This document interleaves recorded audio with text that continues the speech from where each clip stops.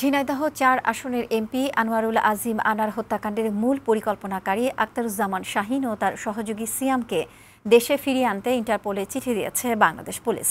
মঙ্গলবার ইন্টারপোলের মাধ্যমে আমেরিকা ও নেপালে চিঠি পাঠানো হয়।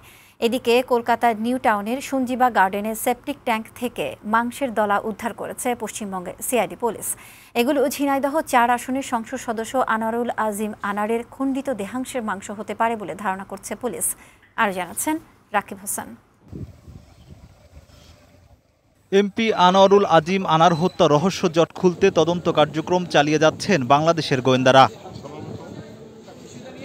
মঙ্গলবার সকালে বাংলাদেশের ডিবি পুলিশের ৩ সদস্যের দল কলকাতা পুলিশ সদর দপ্তরে যান। সেখানে পুলিশ কমিশনার বিনীত কোয়েলের সঙ্গে দেখা করেন ডিবি প্রধান হারুন আর রশিদ। এমপি খুনের মামলার অগ্রগতি নিয়ে তথ্য দেওয়া নেওয়ার পর বিকেলে হাতিশালা খাল পরিদর্শনে যায় গোয়েন্দা পুলিশের দল। এমপি আনারের খণ্ডিত দেহ ও পোশাকের খোঁজে আসামিদের দেওয়া তথ্য অনুযায়ী বিভিন্ন স্থানে যায় তারা।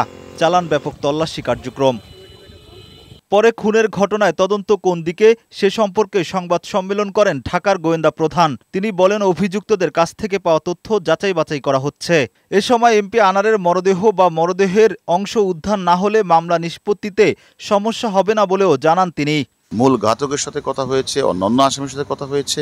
আমরা সকল তথ্যগুলি আমরা বিচার বিশ্লেষণ যাচাই বাছাই করছি এবং আমরা সেগুলি যাচাই বাছাই করে তদন্তকারী কর্মকর্তা এবং তার বিজ্ঞ আদালতে তার রিপোর্ট প্রেরণ করে। এদিকে এমপি হত্যাকাণ্ডের মূল পরিকল্পনাকারী আখতারুজ্জামান শাহীন ও তার সহযোগী সিয়ামকে দেশে ফিরিয়ে আনতে ইন্টারপোলে চিঠি দিয়েছে বাংলাদেশ পুলিশ। ইন্টারপোলের মাধ্যমে আমেরিকা ও নেপালে চিঠি পাঠায় পুলিশের এনসিবি শাখা।